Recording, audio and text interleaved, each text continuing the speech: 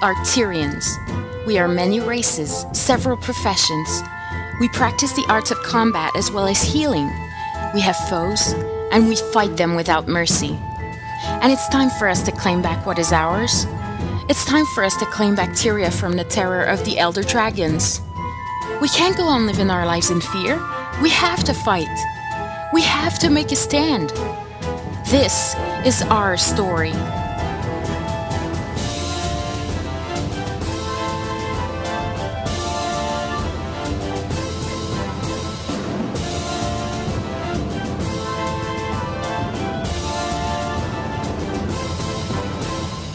And welcome to episode number 10 of Chronicles of Areanet, a Guild Wars 2 podcast for fans by fans.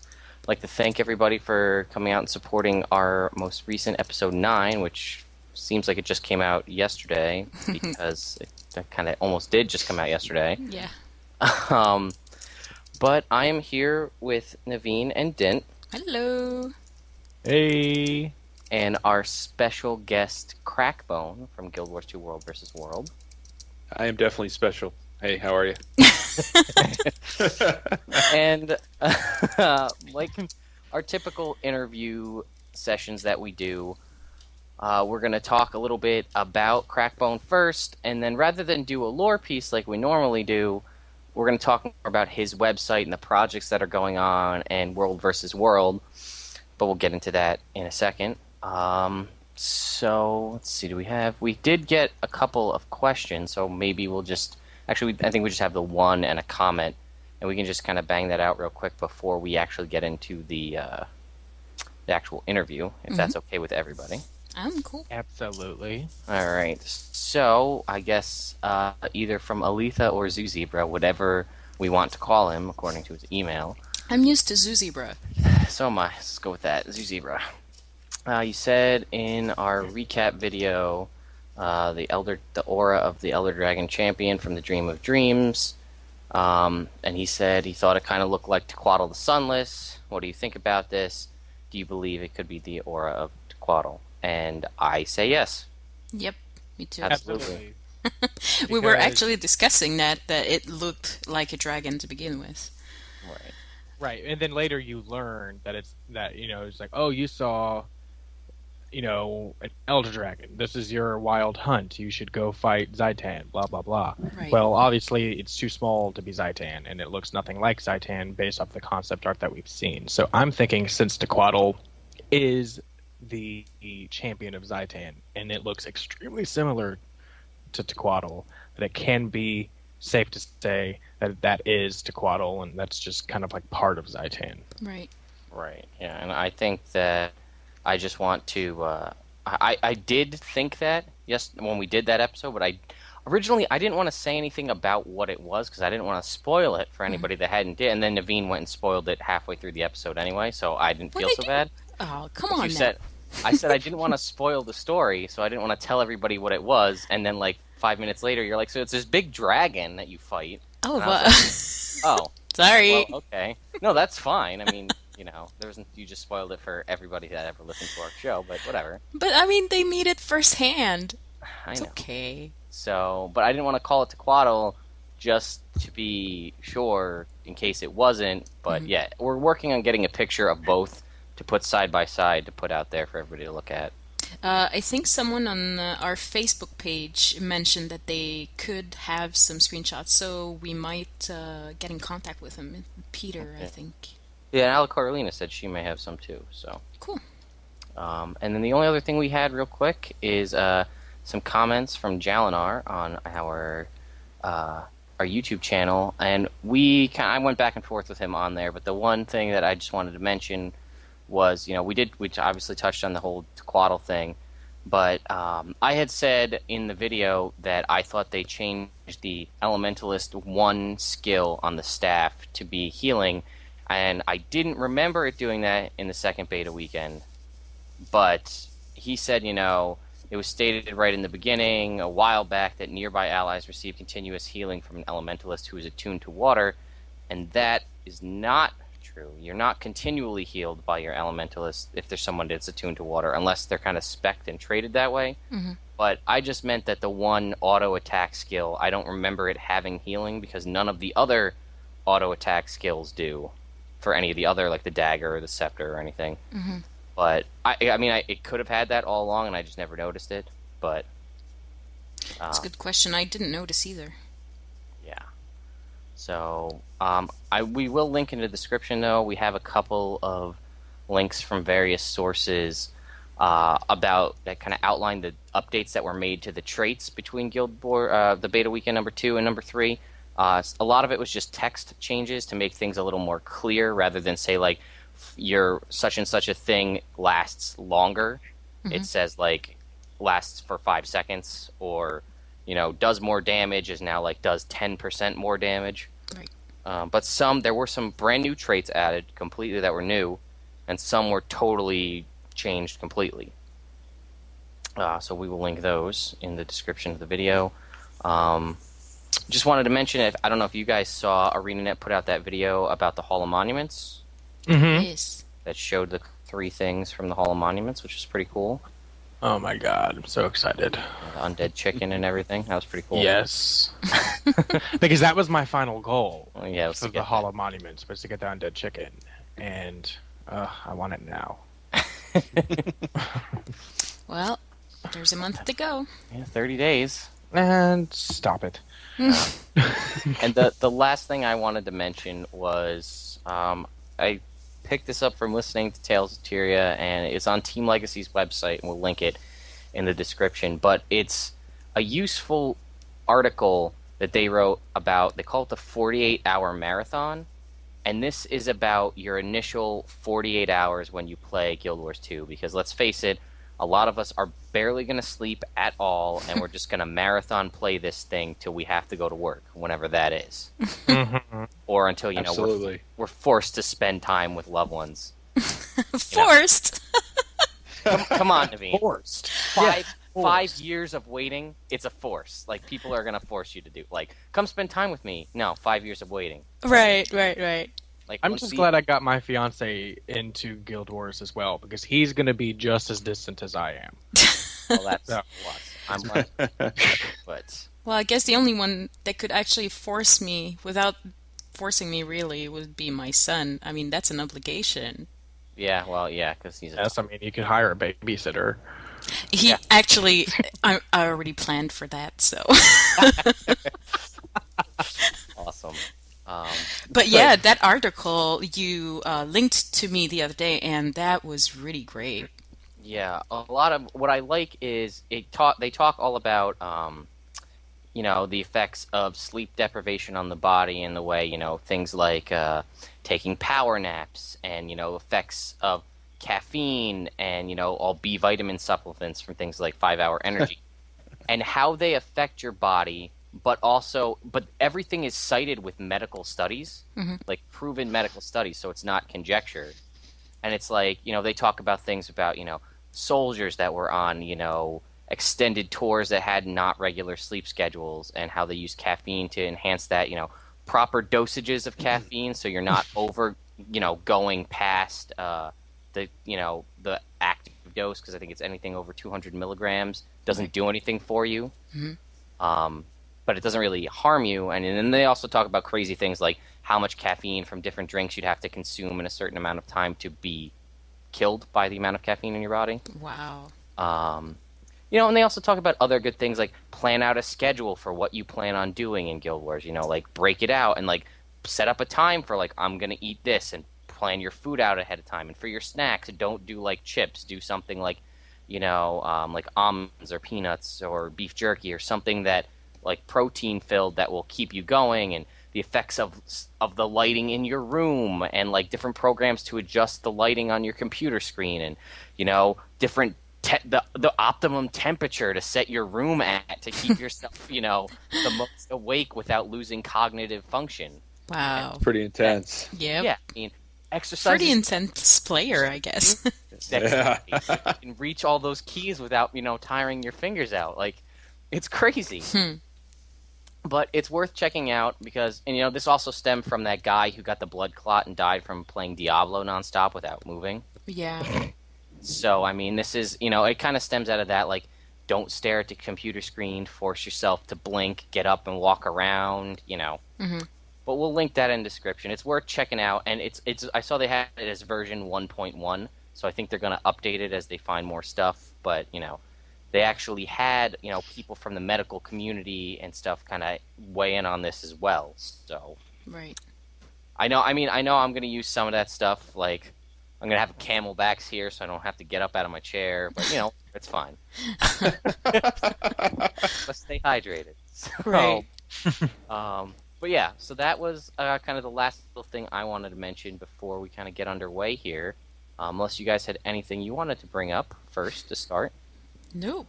I'm actually pretty excited about the guest that we have today, so I want to hear all about that. All right, well, I guess to start that off, Crack, why don't you just tell us all a little bit about yourself? Well, I've been gaming for a very, very long time, and if I tell you where my first gaming experience was, I will unfortunately reveal my age. Started actually PC gaming on Commodore 64, and the first game I ever played was a game called Venture. Okay. It was a dungeon crawling exploration game that I loaded via cassette tape. Nice. So I've been around for a long time. Played just about everything from first-person shooters to obviously MMORPGs. Mm-hmm. Mm-hmm. And I think where I found my actual love in gaming is PvP, mass PvP, and that's why I'm so attracted to the world versus world game type. Right. Yeah, and I gotta say, for as far as MMOs that I've played, which pretty much is Guild Wars, for one, so it doesn't really count, but I really like the concept of world versus world. I think it's pretty different than a lot of stuff that I've seen. Well, what I think is really great about it is a lot of PvP game types are focused on individual player skill, whereas world versus world tends to be more about coordination and team play than it does about individual player skill. And I think that brings a different skill set out from the participants, which is pretty exciting. Yeah.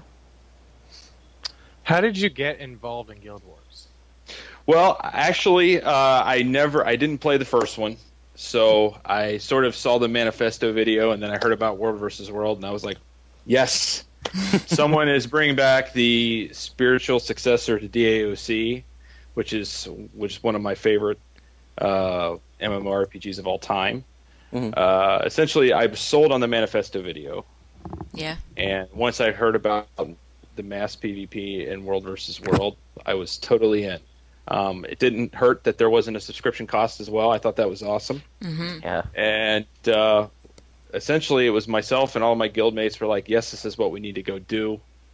We'd spent a lot of time, obviously, like as I mentioned, Dark Age of Camelot, Warhammer Online, another, unfortunately, not quite up to my expectation, but again, mass PvP being the thing. And that's pretty much how I got into being interested about Guild Wars, too. So basically, you brought all your fellow player friends into Guild Wars 2 as well. Absolutely. So you won't be running around here going, hey, I'm alone. No. Hey, I'm the admin of GW2WvW.com. Yay! No, I won't be doing anything like that. That's obviously the site's separate from the guild. We try to keep that separate. It's a totally guild agnostic site, but I have a great guild, a great alliance, and we're looking forward to going out there and creating some havoc. Mm-hmm. That's great. And about Guild Wars 2 World vs. World, how did you come up with it? Well, I have been gaming for a long time, and throughout my gaming, obviously, especially in MMORPG gaming, have visited lots of fan sites, and I got together with a good buddy of mine, which is Subtrajo. He's another contributor to the site, and Silas, he's my quote-unquote code monkey. And we got together, and we said, you know what? we're tired of watching everybody else do this. Let's give this a shot ourselves. Mm-hmm. So I went out and I leveraged everybody that I could get a hold of that had experience with writing, and whether it be Guild Wars 2 related or MMORPG related, and that's how we started. Nice. Actually, seriously, it was on a Friday. I said, I'm going to do this. Friday at 2 o'clock, sitting at work. I'm going to do this. And we did it. You got pretty productive at work. That's good. Yep. Well, work gets in the way of all the fun stuff, right? So. I hear that. Like Guild Wars. Yeah, exactly. You've got an awesome project on your website called War Map. Can you tell our listeners a bit more about that? Yeah, absolutely. War Map is actually the brainchild of Subtraho and Silas specifically, and once they sold me on it, I was like, yes, we need to do this. Basically, what the War Map is, it's a web tool that is designed to help players and guilds strategize their overall battle plans in World vs. World. Mm-hmm. It's a fully functional World vs. World map at present, with the ability to drop pins onto a map for things like siege weaponry, defensive areas, setting up ambushes, and things like that. The ultimate goal of it is to be a completely, fully functional World vs. World whiteboarding utility, mm-hmm. so that you can actually plan out your strategies with your guild members, save it, so people can load it, draw on it. It's essentially what we tried to provide there was something that wasn't really provided by Areanet in the game, mm-hmm. and that's a way to pre-plan things. They do a lot of great things. They have a lot of great mechanics. This was something we felt that was a little lacking, and we figured we could help fill in. That's a good project. Are you saying that people can actually log in and create their own groups so that no one has access to their own maps, or? That's correct. You can save your own map privately, and you can share that via BB code for forums. Oh, great. HTML. Oh, 5. Yeah, exactly. So that's what our ultimate goal is to create this thing that you can save and share and have your own private battle plans that you can share with your guilds or your alliances. Please tell me you have. Oh, go ahead. Sorry, that's okay. Right now we just started beta 2, and what we've changed in the latest change list is we've added more pin types, so you can get better designation on what certain things stand for when you drop them on the map. We've also added the different saving mechanism. Before, unfortunately, a map with that much complexity isn't as similar to a talent calculator as I would like it to be. So when it spits out this code, literally it was like 10,000 characters long. Oh, jeez. So yeah, because there's so much there, right? I mean, you've got pin locations, pin descriptions, all kinds of different things. Right. So we actually found a way to compress that down, save that server side, then spit it out like in BB code, and you can share it with everybody. So please tell me that in the works on the side there's going to be an app for that. Well, it's funny you say that, because the Silas guy that's my code monkey is he actually is involved with mobile game production. That's what his background is. So nice. All I have to say is stay tuned. Oh, awesome. That's going to be awesome. Okay, well then, before we go on to the next question, I got based on that, and you got to forgive me if it's there, but I know you said that this is, I love the concept of the whole whiteboarding thing for World versus World. Are you guys going to expand anything like this into the PvE kind of world too? Well, we had actually had a long discussion about that, and it's definitely something that we have on our long range plan. Mm-hmm. Being our focus being on World versus World, obviously we wanted to roll out the utilities specific to that game type. Mm-hmm. However, if we get enough uptake on it and we feel like it's worth doing and the community wants to see it, we'd be happy to do it. Right, because there are so many things just in PvE. Imagine, oh my gosh, the work that you guys would need to do for every single maps. It would be a lot. Yeah, that's true.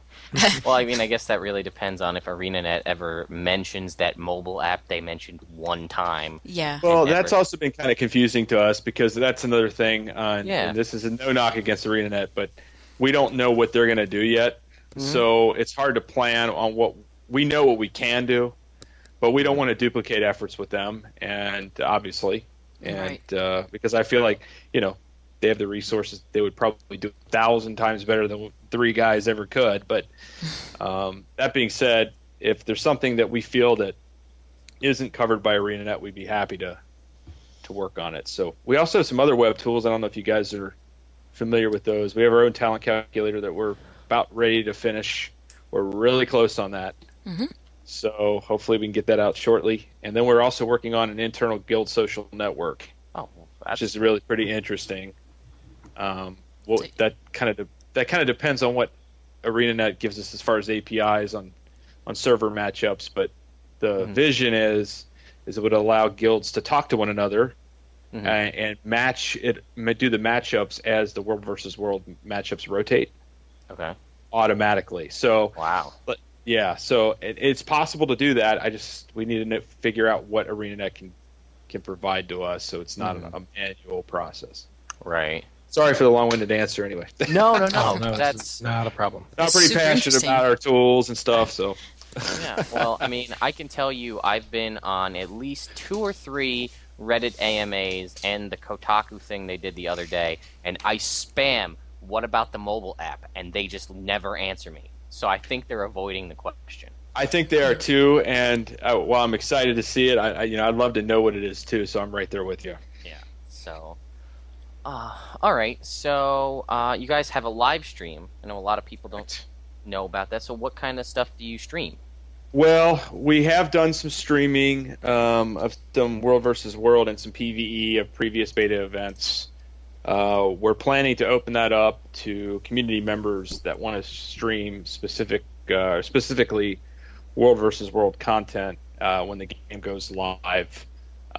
We haven't really invested as much time into that as I would like to. However, we're actively talking to people who would wish to stream for us, and we'd be happy to talk to more. So it's a community driven site. We're a little different that way.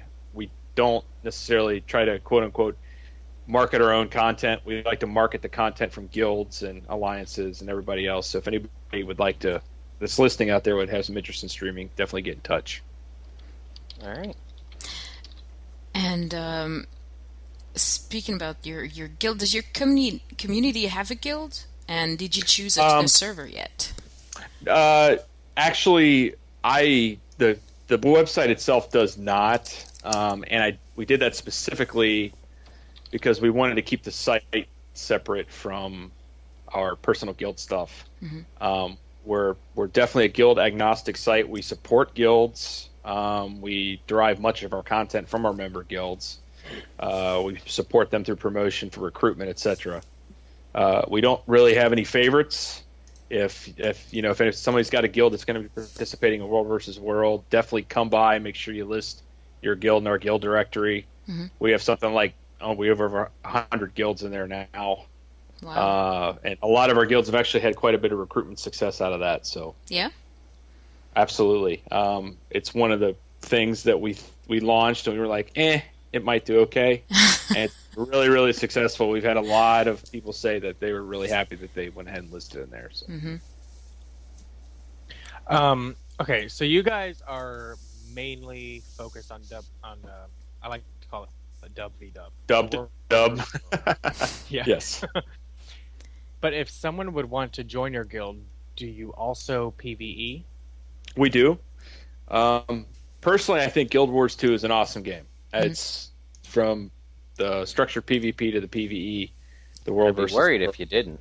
Well, I got out there. Well, you know how it is. Yeah. A lot of people just buy the game and they structured PvP, and I know quite a few people that's all they're going to do. Personally, I think Areanet has really done something special with this game, and it's not just the World versus World content; it's also the PvE content. I love the way that I feel like, I can visit any of the content whenever we want to, and it doesn't matter what level I am. I can go back and help some friends that are lagging behind. I think the whole thing is just a really awesome idea, and it's really great to see it actually in practice. So that being said, PvE is something we're going to do. Obviously, we're going to do tons of World versus World. Mm-hmm. It's really kind of sad to say I spent almost 50 hours this weekend in World versus World. Wow! So I was playing a lot, and but that we wanted to get out there and test some stuff out for the sites. And that was despite the lag spikes that were going on. We had major lag spikes. We had major, like I said on our website. I felt sometimes it was World versus Q. Not World versus World. Yeah. So, we did have some of that going on, but, at one time I did have really bad, I timed it. It was a 16-second delay and a keep siege. But you know what? They fixed it, Yeah. I mean, it worked itself out. They did a great job, and we had a lot of fun out there. But back to the original question, absolutely. If people want to get in touch about talking about getting into a guild and doing some PvE, we'd love to talk to them about that as well. Mm-hmm. All right. So, if someone wants to become part of your friends kind of list to help contribute in any way possible, what's the best way that they can get in contact with you guys? Well, definitely, I'm pretty active on Twitter. I'm the Twitter guy. So I'm the social media guy. So you can reach us Twitter at GW2WvW as our tag. You can hit us up on the website. We have a contact us area, which we get quite a bit of mail through there. We're also on Facebook. Any of those ways would be fine. Twitter's probably the easiest way to get in touch, though. Mm-hmm. All right. Well, there you have it. If you need to get a hold of them, try them on Twitter. What's your Twitter? Is it at GW2WvW? Okay, there you go. Try to say that 5 times fast. Try. That's why I say dub-v-dub. Yeah. Dub-v-dub, yes. And, speaking of dub-v-dub, I know some of our listeners don't really know what it is, because most of them are PvE focused. Care to give a quick overview of what it is and how it works? Sure. Essentially,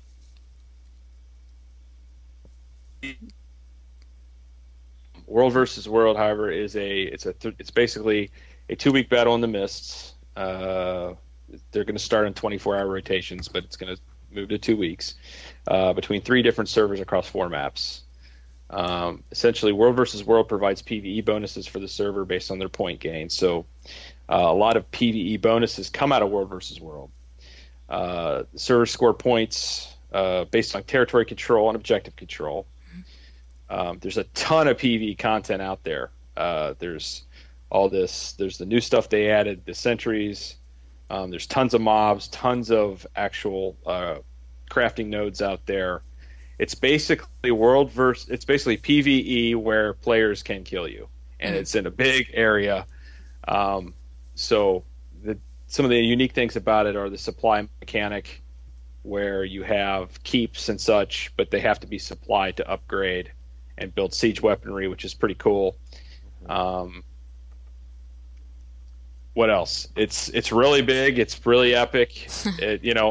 Lots of players out there, lots of fun. So I would really encourage any PvE players that want to try something new. World versus World would be where to go because it's more team based and not single player based, which I think makes a lot of PvE players uncomfortable a lot of times. Right. And in the last beta weekend, that was my goal, actually, to go and try out the PvP, well, not PvP, but mostly like World versus World, because I'm a big wuss when it comes to PvP. I'm scared of people. So, what did you think of? I lost interest after a few seconds because of 2 reasons. One, I logged in onto Vent, and people were just like, Naveen, you have to come in the War versus World. We need you right now. And I was like, okay. So I joined them. I didn't know what the hell I was doing. I knew there were supplies, and I didn't know what they were for. And then there was lag, and I was really confused. So that was my thought on World versus World. Well, basically. You ought to come back and try it again when the game launches, because I swear to you, it's the only thing going that I really think if you get into it, you can seriously get out there and 6 hours is gone and you don't know where it went because you were busy with your 4 other guildmates against 30 at the door and you were holding a keep for 6 hours because you know, it's just that was really fun. Right. That's the thing I didn't understand much about is where do you get those supplies? What do you do with them? I heard there were blueprints. Yes. You know, what kind of tip would you give me, let's say? Give you? Yeah. I would definitely, firstly, I would say get out there and ask lots of questions. Yeah, that was, I can say that was a lot of our fault because there were at least 3 or 4, there was 3 of us in our vent chat and about 4 or 5 other guild members were also running around. And she happened to log on and we're like, we need you in World Come on. right now. We're taking a keep. Get here now.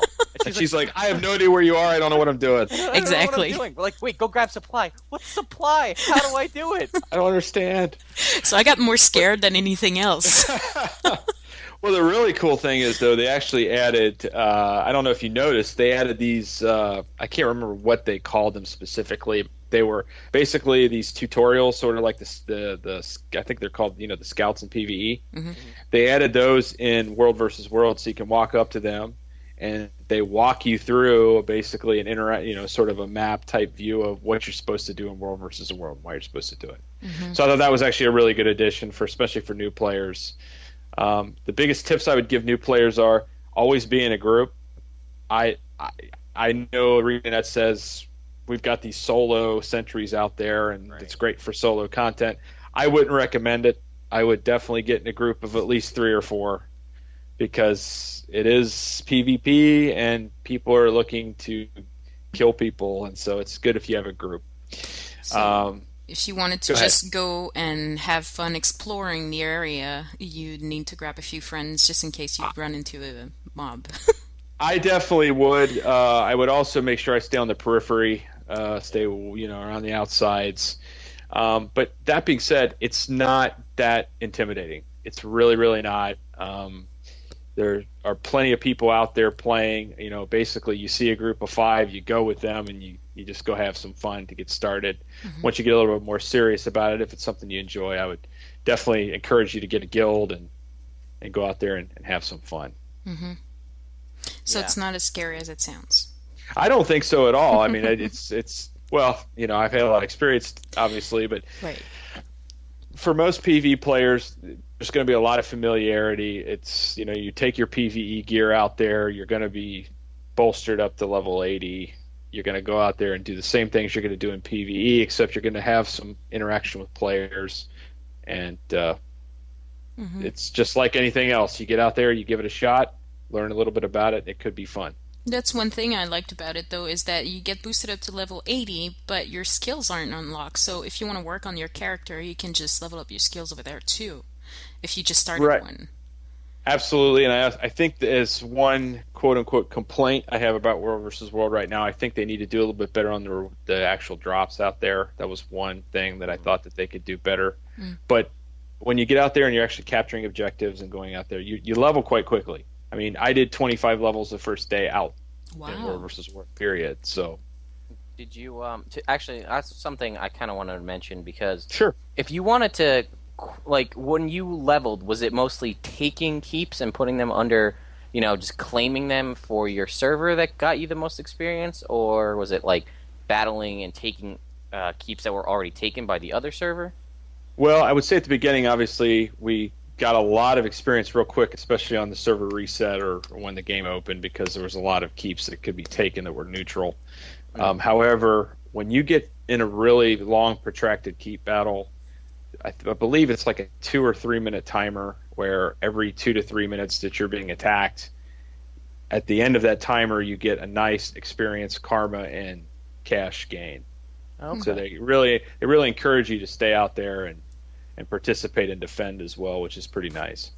So would you say that, I mean, obviously a lot of our players are more going to be into, you know, taking it at their own pace and, you know, and going for, you know, learning this content from PvE. But let's say we have a player, me, that wants to wants to get up as many, you know, quite a few levels right up front just to have it to be able to go through and explore PvE with, not have to worry about, oh my god, I'm not the required level for this personal story content. Right.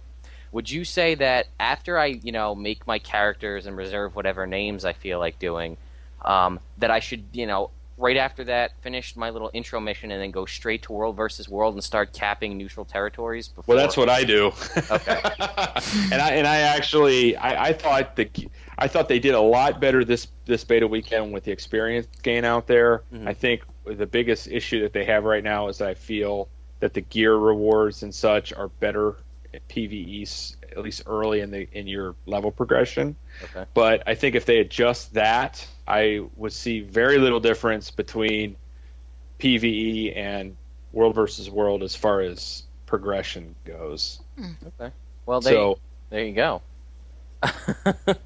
I mean, all of Chronicles. Basically, I'm telling you should go out there and World versus World right after the tutorial.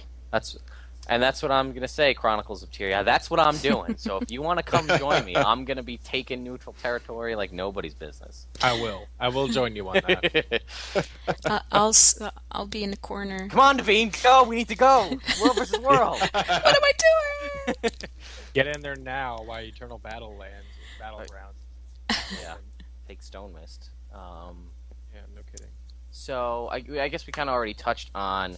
So what are your thoughts though on sentries? I know they said they're solo content, and I fought a couple, and I don't know if I'd say they're solo.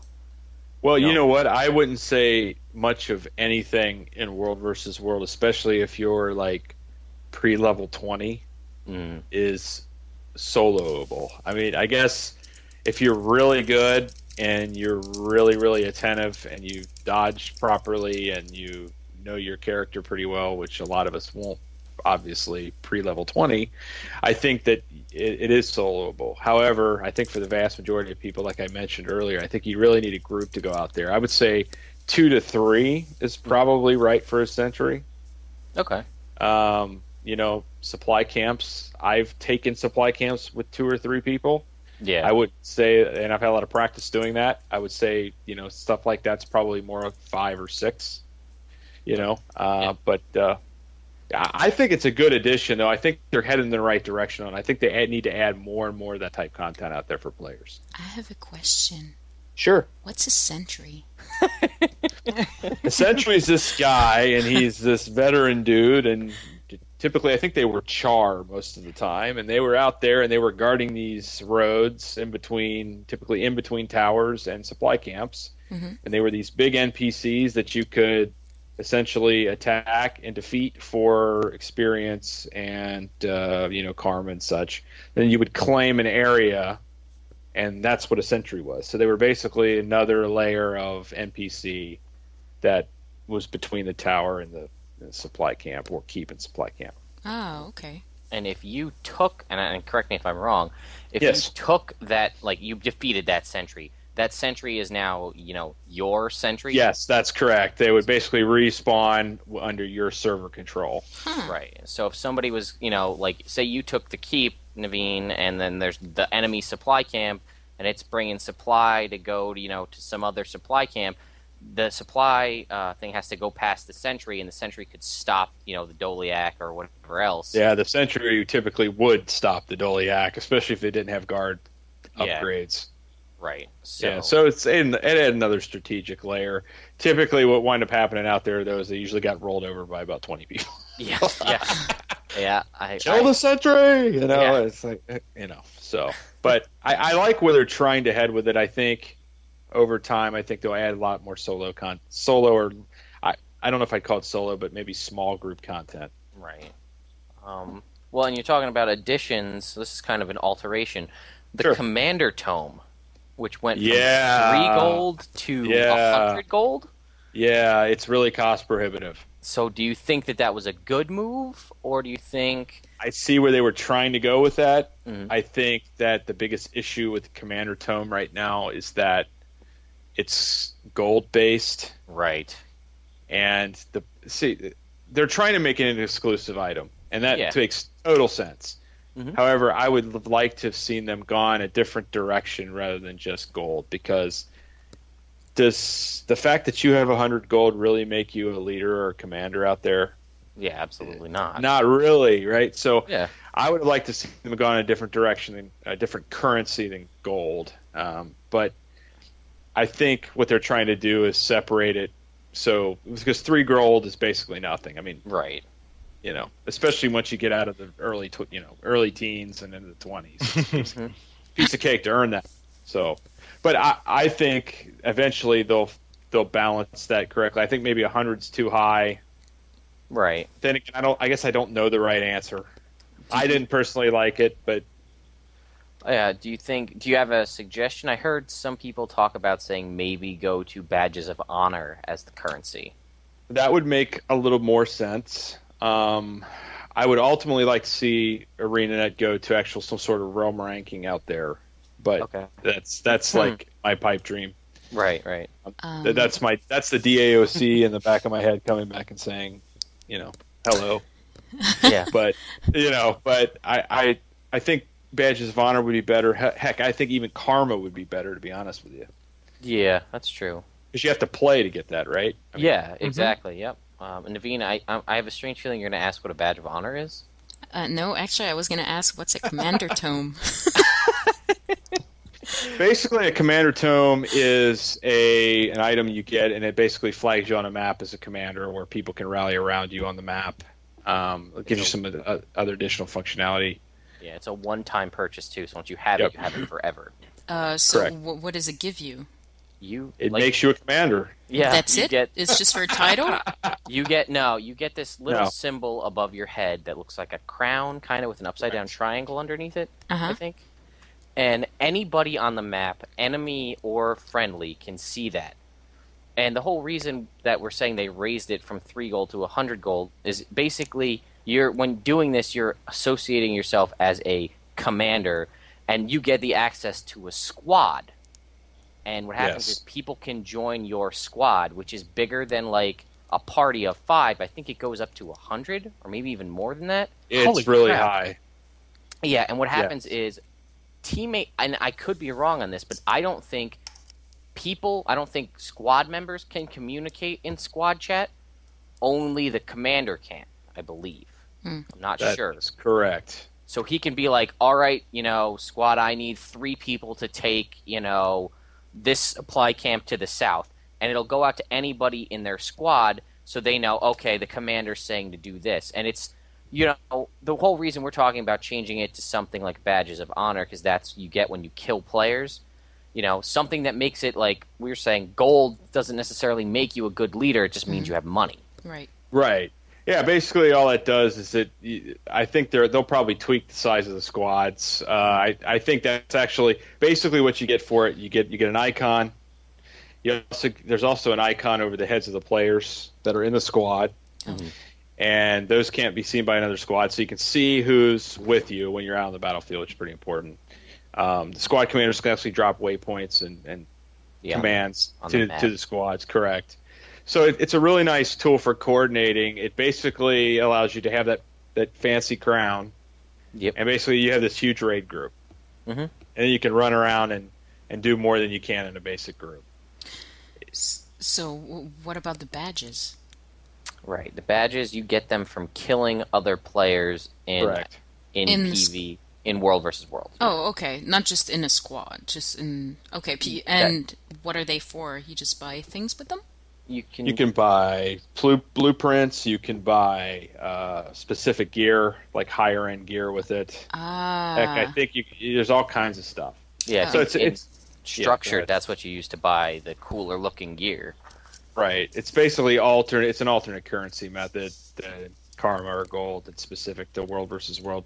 Which, yes, absolutely. I think that would be the ultimate thing to use to purchase the tome. Right. But I think the problem is that I think what they're weighing, and this is just a guess. I think what they're weighing is like, okay, so is somebody really going to spend 500 badges of honor on a commander tome, or are they going to go out and deck themselves out in the best World versus World gear? Badges of honor are very difficult to come by. I mean, I played for literally 50 hours, and I just under 100 of them. Yeah. Oh, yeah? Yeah, and I mean, the time that I played, I think I had maybe 10 tops. Yeah, it's And they're not easy to come by, and that's why we're saying something like that, because then you would assume that whoever is the commander, oh wow, they did that well to earn that title. This is somebody we should probably listen to. correct. You know, rather than like, oh, this schmuck just spent a ton of money and got a tome. Like, Or he went and got Daddy's credit card and yeah, bought a bunch of gems. bought a bunch of gems. Yeah, Exactly. So Then we'd get another of Bridger's rants on pay to win. yeah, exactly. Oh boy. Yeah. um, but actually, I don't know if you had a commander tome, but do you see like your on the minimap? Do you see like your squad members as like the little blue dots on the minimap? Correct. Okay, so then here's something else about this: why badges of honor might not be. I mean, it still could be a thing, but it'd be great, Naveen, for people like us, you know, me or you or somebody that plays PvE a lot and has like a decent sized guild and wants to get a group bigger than 5 to go, you know, around and explore and do dynamic events. Someone with a commander tome can then say, okay, everybody, we're going to go here and do this. Because with, you know, normally our group is at least 8 people or more. And this way we'd have a way to contact everybody, see where everybody was on the map, ping things on the map for everybody to see. Right. But if it's badges of honor, then that excludes us from getting that. Honestly, it would just be easier if they just raised the party cap. But Yeah, that's true too. Well, you know, that's I totally agree with you. Yeah. But it's one of those design decisions that one of the very, very few that make me go, not sure. Yeah, and I think it's about the same for everyone too. You're so used to, well, for me in my case anyways, to playing Guild Wars and having a whole 8-people party. Yep. And then you get in Guild Wars 2 with the same people and you're like, sorry guys, we're full. Can't make a party. Yeah. I mean, you know, we can always use /say, so, you know, everyone can hear whatever's going on around them. But it's But not the everybody same else can, too. feeling. Yeah. No, not at all. Yeah, I think. Well, I think the hardest. Like, I agree with everybody. It should go. And I would say 8 is a prime, you know, number for them to use. But the problem with that is the way they designed the dungeons as 5-people raid Yep. dungeons. That's what it is. It's too big of a design decision to change at this point. So, unfortunately, I don't think it's going to change in a month. Right. But I mean, I No, could be I- wrong. maybe an expansion. Maybe an Or expansion. a patch way down the road or something. Or for 1,000 gems. Right. Yeah. Popular tome, you can bring more people with you. Oh, jeez. Yeah. Maybe karma, maybe influence, maybe because that means you at least did some things, and that way guilds could get it. But Yeah, but you know, really did bring up a good point. If you go that direct, I mean, it's really hard especially if they're wanting some PvE use out of that, and I could definitely see the advantages of even someone just purely in PvE buying that. yeah, And what do? Right? It's typically gold, right? And then karma, but I don't know. I don't know if there's a good answer. yeah. I think I mean, I don't know if raising it to 500 gold is going to really be a better because.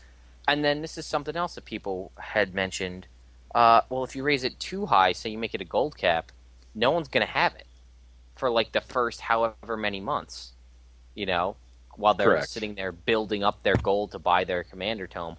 While they're like, oh, guys, I'm going to get that commander tome. And you watch your friends have sweet armor and they're like, oh, check out this sweet weapon I bought. And you're like, man, I wish I could do that, but I'm saving for that commander tome.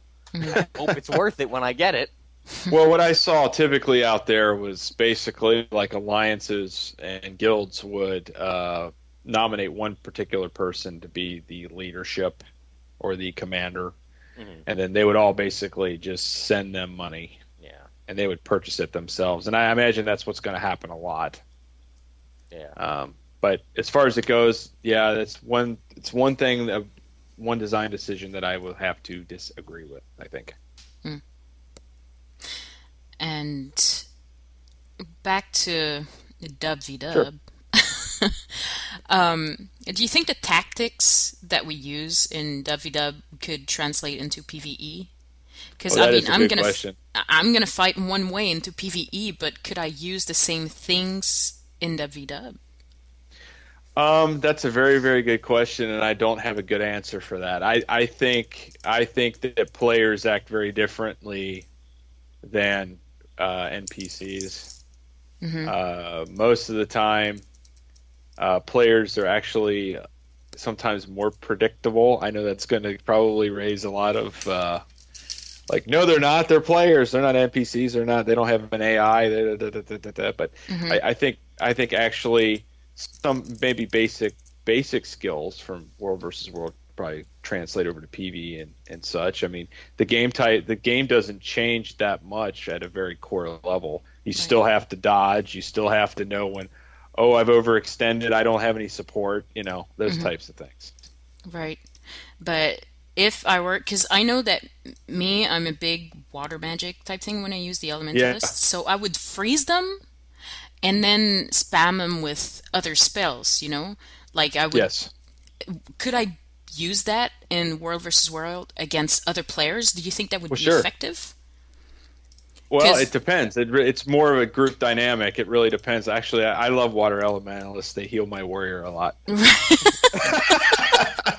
That's pretty useful, right? Yeah, exactly. Well, the other thing, Naveen, is a lot of water magic, specifically dagger skill water magic, applies vulnerability, which is huge. Which, is going to lower the defenses of your enemy players. And I mean, you've got Crackbone's warrior there, and you're like, here, now he's easier to kill. Well, I mean, what more could you ask for? Right. I mean, but I guess my question would be like, real players aren't dumb most of the time.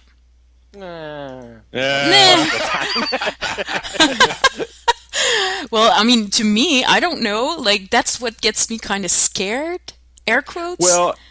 Well, basically, World versus World is a little different than SPVP in that you're typically not fighting an individual player; you're fighting groups. Correct. So, lots of anything that does any sort of area of effect damage or large amounts of conditions is good. So as far as changing your play, typically in PvE you're fighting maybe a mob or several mobs at a time, but you're not fighting these huge groups. Right. So it changes the dynamic. For example, in World versus World with my warrior, my gameplay changes quite a bit. I actually go for more support than I do actual damage dealing. Just because I feel like that brings more to my team. So it's more, it's a different, you pick the skills that you feel are going to complement your group composition the best. So for example, if you need support, you need heals, obviously a water elementalist or a guardian to remove conditions is great. If you need, specific single target damage, there's different professions that could fill that role. It is a little bit different, but it's just learning something a little different. I wouldn't take that to make it overly intimidating, though. Right. Okay, well, that answers my question. Thank you. Sort of. Roundabout. I mean, Sorry for being wordy. No, that's no. Not a problem. For your elementalist, I mean, too, you've got a lot of things. Like, you've got any, like we said, any kind of AoE, but anything, too, that you can do, like air magic that'll stun somebody. Right. Awesome. I mean, I watched a video, and I mean, I know you don't play Guardian really, but you put up a line of warding at the entrance to a keep when they break down the door, and they're all just stuck there trying to get over that line, and they can't because the line they can't walk over it. I have to tell you that story, but this was during the second beta weekend. So we basically took a tower and we took a supply camp, okay, and we took the stand. Our guild is here. This is where we're going to stand. We're going to hold this supply camp, and we're going to hold this keep. So we start upgrading, right? We start upgrading the supply camp. We start upgrading the keep. We start getting these crazy, we got all these guards at the supply camp. We have all these guards on the Doliacs taking the supply to the key or the tower, excuse me. And then all of a sudden, so I see this insane amount of reds coming at us. And I look at it, and it's all freaking Areanet devs. Oh, I mean, literally there were 15 of them, and they were all coming straight at us at the supply camp. So we had 5 guys, no joke. So we battle over the supply camp for for literally close to an hour. We drop siege weaponry. We hold them off with the NPC help. They just keep coming. So we get to the keep, and we're like, we've got these guys, right? We've got these guys. We've got all these siege weapons. We're going to nail them. Well, of course, Areanet knew how to play their professions a little bit better than we did at that point. So basically, they start dropping siege weapons out there. We're like, we got them. And then all of a sudden, there's guardians show up right next to this siege weapon, right next to this siege weapon, right next to this siege weapon. All of a sudden, the domes of doom go up, where we can't do any damage at all. Oh, no. And they completely just blew us out. I mean, gone. So then because we couldn't damage them. A Guardian's that shield does protect against siege weaponry. Wow. Correct. That's actually a question that we were asking ourselves, Lag and I, earlier. And don't they have reflection-based walls too? Could you reflect the siege weapon back? That I don't know specifically. Like you break down a wall and there's like a ballista set up inside, and you just blow up the ballista with its own shot. That'd be crazy. Well, I'll tell you what's absolutely hilarious. When you drop a line of warding in front of a keep door, when they blow through it, you drop the line of warding, they can't get through, and then you oil them. Oh, man. Yes. Stuff see, that's what makes World versus World fun, setting up scenarios like that. Until it's happening to you. Yeah. Yeah, that's not good. That's not good. Yeah, and there's no way to get rid of that line of warding. You're stuck. You can't. There's no counter to that. That's until it runs out. It's like, hi, sorry. Yeah. You're gonna burn now. Uh-oh. Could you get like 5 guardians and put like a line of warding and kind of make like a little pentagon? I'm sure you probably could. Or you could literally be like, all right, I got 2 seconds left on my line of warding, go. And then 5 guardians just line of warding, then that one's gonna hit cooldown. And then who knows? Maybe by the time the 5th one hits cooldown, the first one's good to go again. Right. And you just keep them out of the keep for forever. The other thing I had a lot of fun with this weekend was having a longbow warrior dropping the AoE fire burst skill. Oh, okay. In front of the ballistas. Oh wow! I didn't even. Yeah. Ballistas hit for a ton, and then when they burn you, it's even worse. Uh-oh. So that means... See, that's what makes it fun, are the synergies. I think that's what really makes it really cool. So yeah, you could put down a line of. So wait a minute. So if I have a necromancer buddy put down one of the dark wells that makes it do life stealing, and then I shoot. Right. Oh my god. all those combos are available, so you really have to think about that stuff. You're mind-blown, aren't you? It really makes it extremely strategic. We need some like massive healing. Can an elementalist drop a well of healing right here, and someone just hit a trebuchet over in our direction? I literally had an incident this weekend, and I can't remember which map it was on, but there was a bridge there between 2 towers, and we had one ballista on the side across the bridge, and here comes the horde across the bridge.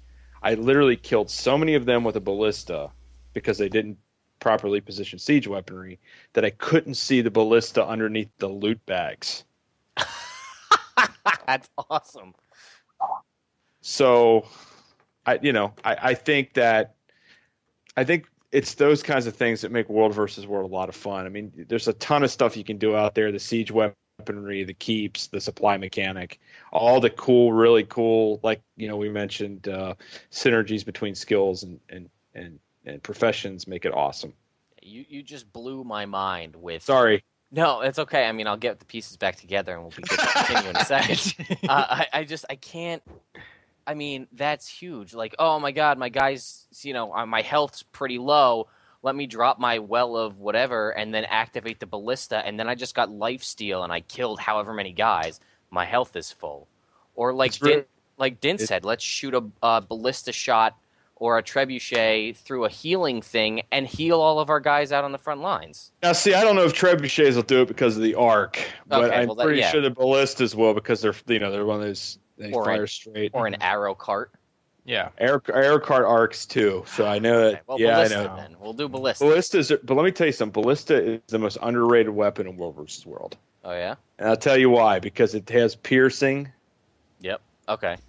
So basically, an entire line, it just goes right through them. Nice. I had more fun with ballistas this weekend than I did any other weapon. Because they hit from like 7 to 9K. Oh, we were. Oh my god, we were hiding in a cave. Yeah, What happened was we had a group of 5 of us, and 2 of them were. We had a group of 5 of us. We ran down, and we were trying to take keep, and our whole server was assaulting this keep, and I don't remember what map it was on, but we were literally, there were probably 50 of us, but they had arrow carts on the walls, and nobody understood, like, hey, let's bring a blueprint and build a siege weapon to take down their wall. We've got 50 people dropping like firestorms on a wall trying to take it down. And I'm like, guys, we need, so like one of us had is it a ballista? I think it was a trebuchet or a catapult. Catapult maybe. I think it was a catapult, and we were up on a hill in the back, like way out of the range of ballistas and everything they had. And we're like, okay, so we drop it, and then like the 5 of us had supply, and I think, how much is a catapult? Is it 60? I think it's somewhere in that neighborhood. It might be a little cheaper than that, but we'll say 60. All right, for the purposes of my story, it can be 60. So we start building it, and then like we're out of supply, and we don't have like any supply camps, and nobody comes and finds us. So we're just sitting there with this half-built catapult, and we're like trying to figure stuff out, and then all of a sudden it blows up, and the other team snuck up a hill, and they built ballistas and were launching ballistas at us. So we moved just out of the range, and there was like a little cave, and there's 5 of us like cowering in this cave as watching the ballistas blow up in front of us, and we're like, well, I guess we're done here. Yeah. Let's go back to PvE now. Well, I think that's actually a really big important part of the game is learning the siege weaponry. We had siege weaponry training out there. Yeah, and we were actually taking guild members out there. Oh, I see that. That's us. Yep. Oh no. Yeah, hiding in the cave. You look like you're cowering. Yep, exactly. So, it was. If you look at the chat box, it says Lagwin cowers. Funny. Yeah. It was a good time though, and I did enjoy it outside of the lag because we did we went and tried to do the jumping puzzle. And there was a glitch that the dark room, the torches weren't working. So it was pitch black and you couldn't see anything. And the torches did nothing. So that was... Well, that probably wasn't fun. No. Especially trying to get out when you fell and you can't see the stairs. Oh, yeah. That would not be good. Yeah. So I turned up my gamma all the way so I could see the water on the floor and see where there's a break in the water. Very smart guy right there. Yeah. So I could find the staircase. All right. Well, here's our next question. This is the big question that I came up with. Okay.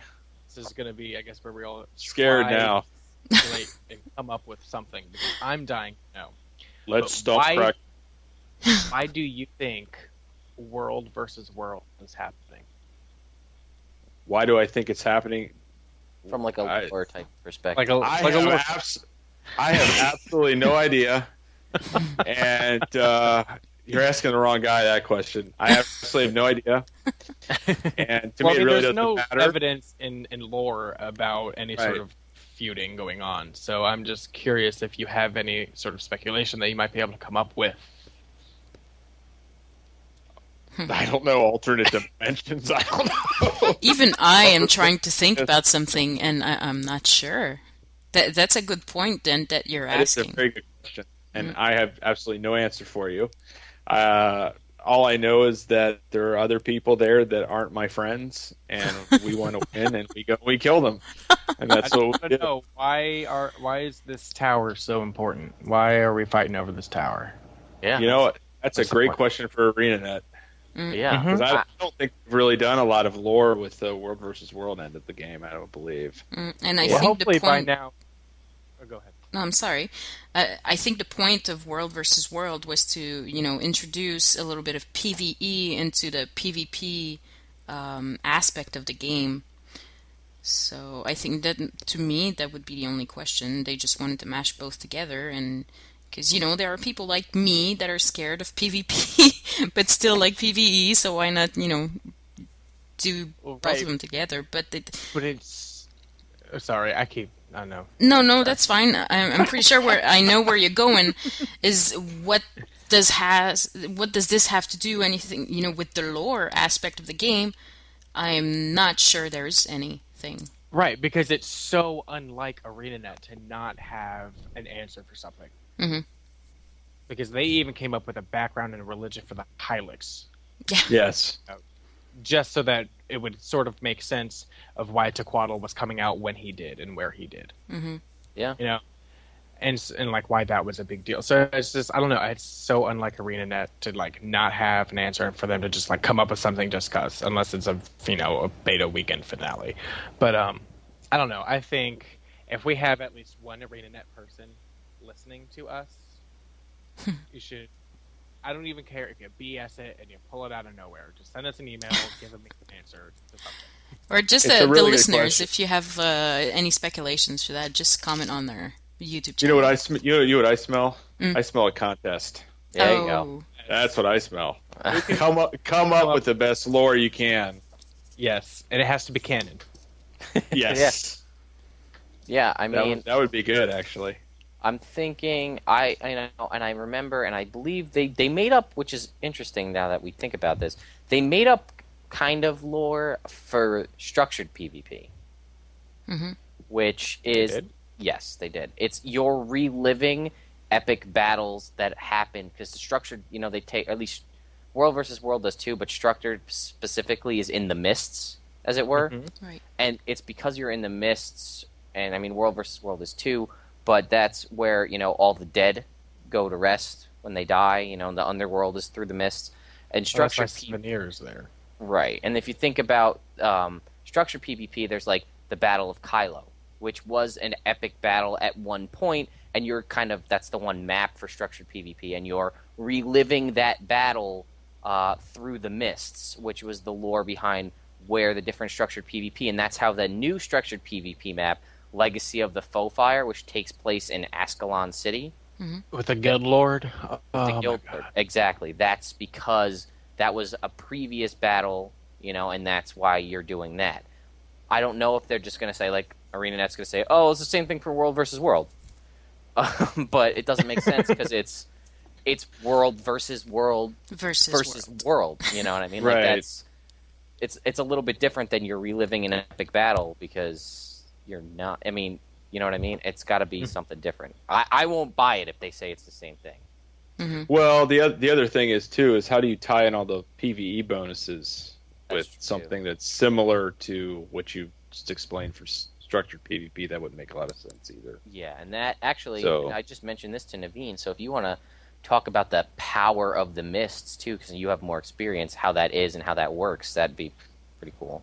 Well, basically, they're essentially buffs. There's a couple of them. Firstly, actually, there's a bunch of different buffs you can get out in World versus World. One of which is directly attributed to orbs. I don't think we actually talked about those. No, that's those are actually essentially, to me, they're sort of tied back to relics from DAOC, where if you capture an enemy's orb, in this case, and put it on your altar of power, you gain additional hit points out while you're in World versus World, which is actually a pretty cool bonus. I would like to see them take that a little further.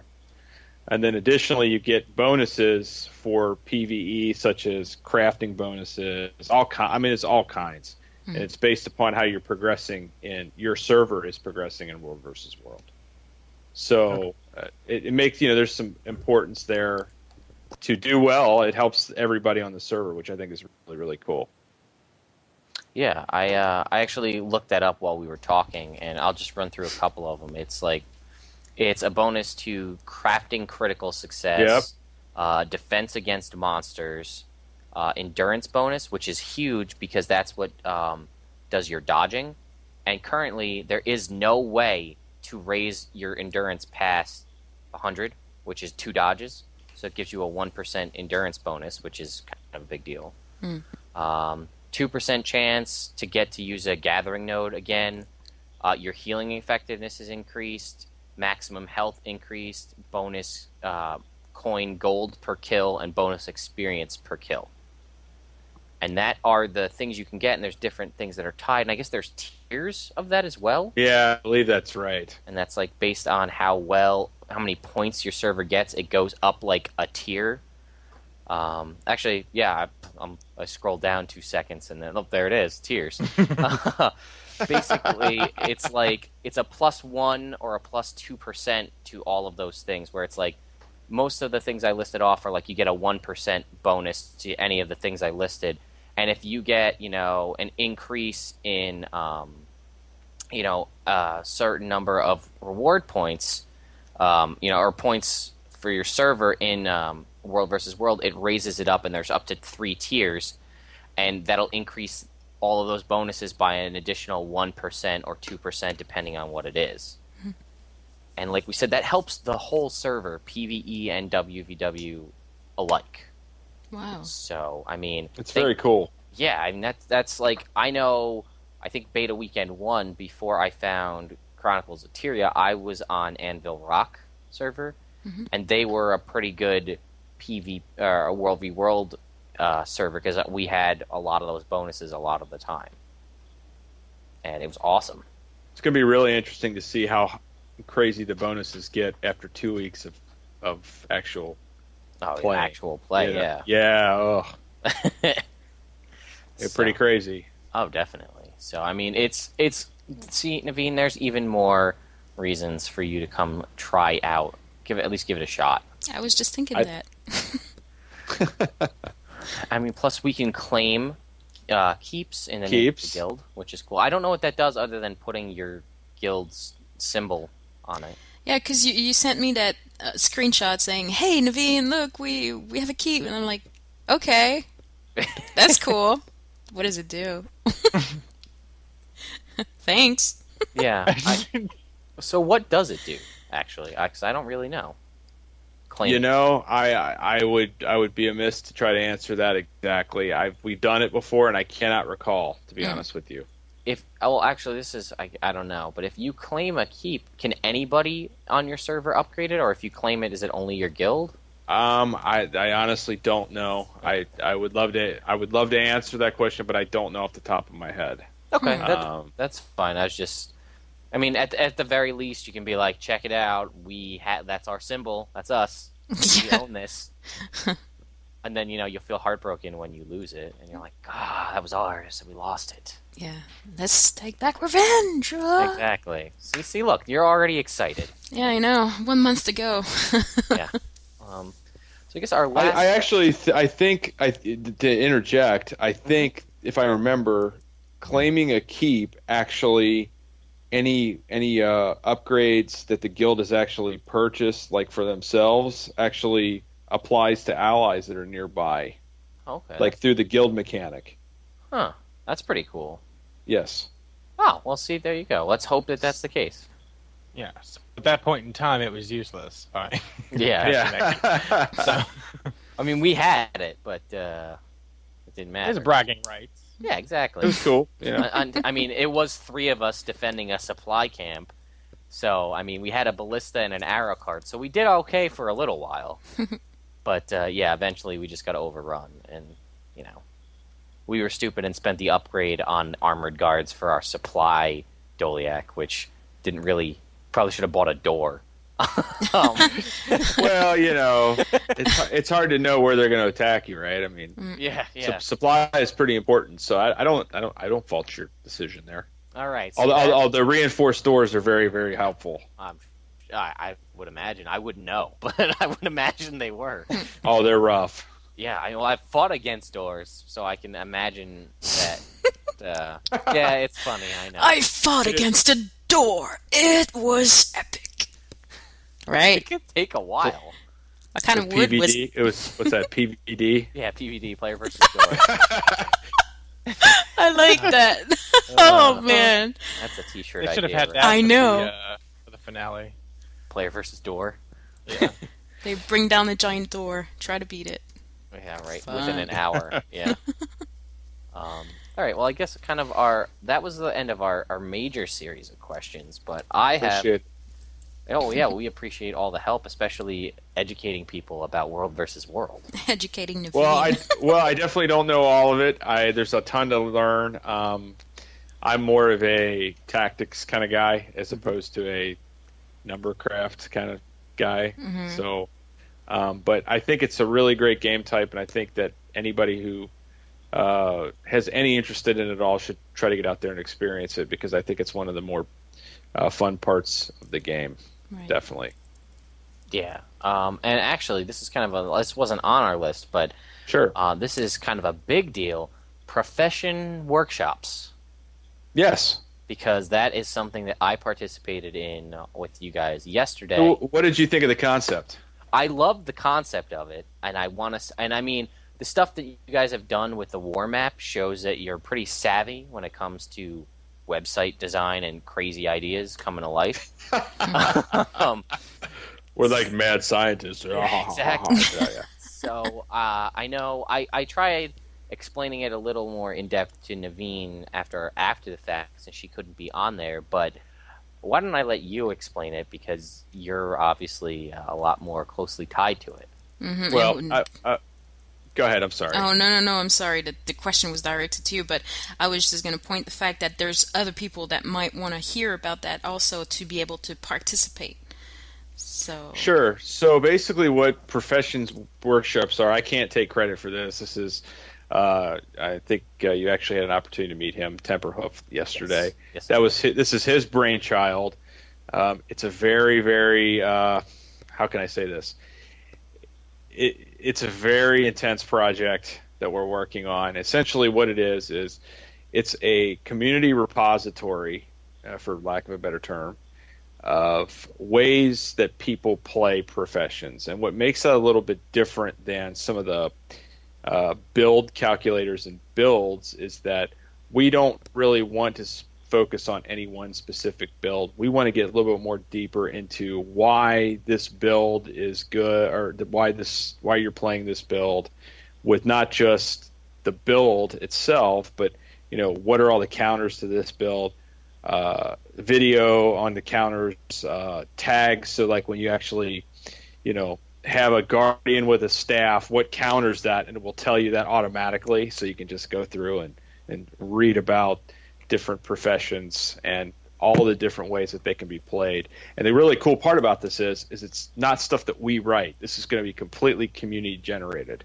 Mm-hmm. So we're going to take all that data and we're going to kind of throw it into our web soup, if you will, and we're going to spit something out, and hopefully it works. So we'll see how it goes, but we're pretty excited about it. I think it's a really epic project, and we're hoping to get the formation of it together prior to launch. We're definitely going to have our first one a couple weeks after launch, so really appreciate it.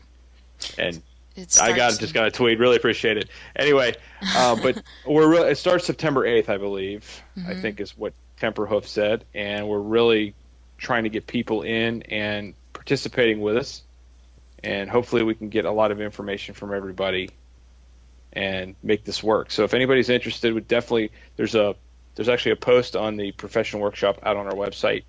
If you're interested in participating, just follow the information there, and we'd love to have you guys. Mm-hmm. Anybody that's interested to be listening, that's into professions, into theory crafting, we'd love to talk to them.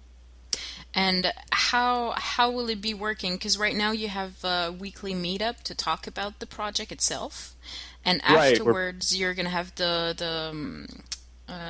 workshops with Correct. each professions. So if one would be to participate into that, what would they be looking for, basically? Well, basically they would want to come and they say, hey, I really love playing an engineer. Mm-hmm. Let's just take an example.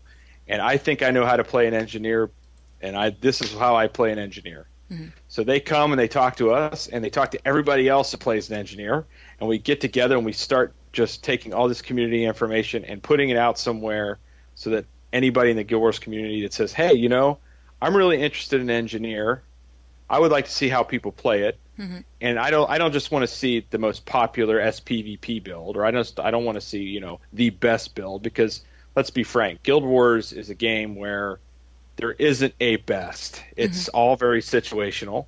Mm-hmm. So they want to come and we get all that information. We put it together in a website with videos on how to, actually play these builds. If people want to go and learn how to play an engineer, they go to the site. Mm-hmm. They look and say, oh, that looks really cool. I want to try that out. Well, what will counter that? And the site will tell them that automatically, and they can go check out how to play against different classes, not just play their own. So Right. it's a branching wiki sort of a thing. Mm-hmm. That's the best way I can explain it.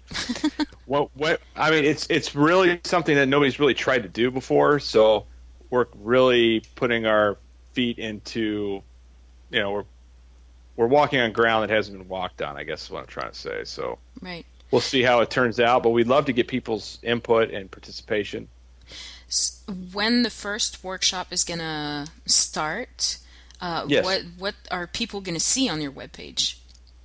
Oh, they're going to see. Basically, when the workshop starts, we're going to go through all the classes or professions, and once we finish the workshops, we're actually going to start. We're going to have a subdomain. Where basically it's going to be workshop.GW2WvW.com, and there they'll basically see a complete list of all the professions, all the different builds, and ways to play that profession, and unique things that people have found and contributed to the site. And it's going to be completely community-generated stuff with builds, tips, videos, counters to your class, ways to counters other classes, all in one place. Right. That's completely community-generated and edited. So anyone can join and anyone can participate into this. Anybody. So you are aware that there are thousands of players out there, right? So what if you get thousands and thousands of ideas from people? Well, I hope that I have that problem. If I have that problem, we've done a good job. Right, but you're going to be overwhelmed with the response, won't you? No? Well, that's maybe not. We'll see how that goes. I tend to be a little more positive. Yeah, of course. Sure, because we have. Go ahead. No, I'm sorry. It is a great project, and Chronicles of Tyria will be part of that project as well. Just want to put it out there. But it's a lot of work as well. Absolutely. And if everyone's going to participate at the same time, I'm just wondering, is everyone going to be able to have their own voice into it? For sure. Well, that's what we're ultimately looking to do. Now, how we do that is still it's just a very fluid project. Yeah, I mean, it's something like basically we, like yesterday, I know that Lagman was in there. Basically, I told them, look, you tell me what you want this sucker to do, and we're going to do it, and we'll build it, and I'll tell you how we need to do it, and that's how we're approaching it right now. We're basically looking for people that are interested in contributing to the project, are interested in helping us maintain the project, as you mentioned, which is going to be a lot of work, and people who just generally want to learn more about Guild Wars 2 professions. Right. Yeah. So, I mean, it's going to be a weekly meeting up until the professions start. Correct. And actually, this is something I kind of want to point out. It's going to be using Raid Call, which is an awesome VoIP service that is free, which is huge because it doesn't cost as much money as, say, like a Vent or a TeamSpeak server costs. Yeah, and I think we can host up to 600 people in that at a time. Yeah, and for those of you that want to, we just played around with it, Naveen and I, a little bit ago. It has a recording function built into the actual program. Oh. So, oh my God. if you were to use it, and actually I thought about doing this, Crackbone, we could talk about this. Yeah, sure. You could actually record the workshops or like the meetups or so, and then be like, yes. Here's if you couldn't make it this week, here's a recording of last week's thing, or what we did yesterday, so if you want to listen in and have any comments. And it just saves it on your absolutely awesome hard drive. So I'm just not sure how long you can record on it. I didn't. Yeah, we don't know yet. But. We don't know. We're going to find out. Well, it's just like, you know what? It's just like the war map. I know that this is a totally different scope of a project, but when we decided to do that, we had no idea how we were going to do it. And we figured out a way to do it, and once it's finished, it's going to be completely awesome, and I think a lot of people are going to enjoy it. Oh, definitely. The professional workshops are a totally different animal. We might be taking too big of a bite off the apple. I won't be the first time that's ever happened to me, believe me. My wife will tell you that. I tend to overextend. But anyway, we're going to give it the best shot we can. And I think what we're going to wind up at the end is a resource that a lot of people are going to enjoy and hopefully get some value out of. Oh, I'm sure it will. Yeah, and I mean, like I said, I'm going to attempt to be there as much as possible. But I mean, we invite any of our listeners, Chronicles of Tyria or otherwise, to at least go check out the website and try to participate. I mean, we had people on the call that were there yesterday, and right off the bat said, "I'm here, but I'm probably just gonna lurk here and not say anything." So I mean, I'm interested to see what's going on and interested in learning how to play other professions. And I'll chime in when I can, but I'll probably just sit here and be a lurker. Right. And that's cool, too, because, I mean, there might be that one time where somebody says, well, what about this? And you can be like, oh, well, I did that. I know all about that. Mm-hmm. Let me tell you about, a turret engineer or whatever. Well, I think, I think what's awesome about Guild Wars 2 is that we've had more willingness from the community to help with things than in any other game I've ever played. That's very true. I mean, the podcast we're having now, people that come to the site that offer up content for us to run, heck, even Areanet support. We've got a lot of Areanet support extremely early in our life, and I think that's just really awesome, and I'm hoping that'll transfer over to the workshops. So I don't know. Do you have anything else you want to mention? No, bring up? That basically covers everything. I mean, you guys convinced me to play WvW. Now we know a little bit more about the profession workshops. I am good. I'm just very thankful that Craggy gave us your time to be on this podcast tonight. Appreciate it, guys. Hopefully you'll allow me to do this again sometime if I didn't embarrass the heck out of you. Oh, no, it was great. We'd love to have you back, especially, you know what, we can talk about it, after, but it would be nice to have you back after, let's say the first profession workshop happens and things start really getting rolling, and then we can kind of update people on where things are going and hopefully I have some more solid information for you guys then. Again, I'm not trying to be evasive about it. It's just I don't really know what it's going to be. I know what I want it to be. Well, let's put it that way. It's a beta, and it's going to happen when it's ready. That's right. Oh my god. Absolutely. I guess before beta. Before we go, I'll ask you, Crackbone, is there anything else that we didn't cover that you want to mention or bring up to anybody else out there? No, all I would say, as I mentioned earlier, is that I think anybody who enjoys Guild Wars 2 at all should really not shy away from World versus World. I think it's one of the better attempts at any sort of mass team PvP that's been done in a really long time, and I think to miss it would be a shame. Yeah. All right. I know. I'm definitely going to. That's a you, Naveen. Yeah. What? Well, I'm definitely not scared anymore. Just a little bit intimidated, but not scared. All right. Well, let's say the one step at a time. Baby steps. Mm-hmm. Dint, did you have any questions before we left? No, I think that pretty much covered it. I mean, none of us could answer the why is WvW happening, but I wish I knew. Yeah, me too. Oh my god, me too. It's been killing me on the inside. Well, we'll see. I can't sleep at night.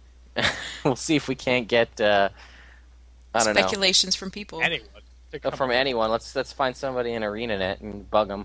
I mean, they haven't answered my questions about the mobile app. Maybe they'll answer the question about World versus. If Areanet is listening to me, I have one thing to say. I want a 20K by 20K image of the World versus World map. Yeah. Please, let it happen. Anyone from Areanet is listening to me, I would like a job. Well, I would trade the map for that. That would be probably pretty cool. Yeah, that's for sure. Especially after we got to see the inside of their office and the they get to have ping pong tournaments with Penny Arcade. I mean, oh, fun. Yeah, crazy stuff. So, All right. Well, if nobody else has anything else they want to say, I guess we'll kind of wrap this up. Mm-hmm. Yeah. All right. Well, we'd like to give a thank you to Crackbone from Guild Wars 2 world-versus-world.com. Thank you for coming out. Thank you very much for having me. I really appreciate it, guys. Yeah, no problem. And again, if you want to contact Crackbone, the best way is through their Twitter at GW2WvW. If you want to get a hold of any of us, ask us any questions, and for some reason you don't want to contact Crackbone or them, you can email us, and then we can fast forward it on to them. Whatever.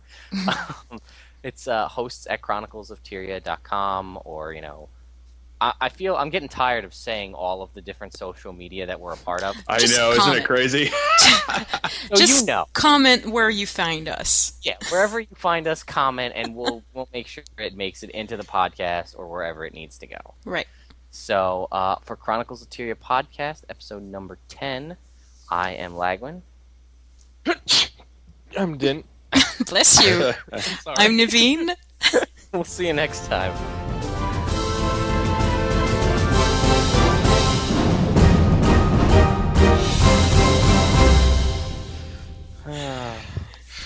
Good times.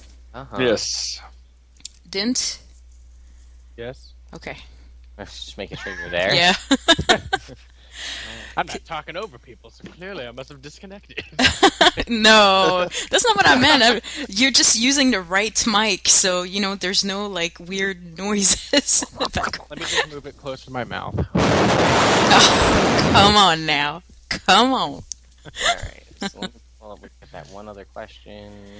And alright, I think we're ready to go.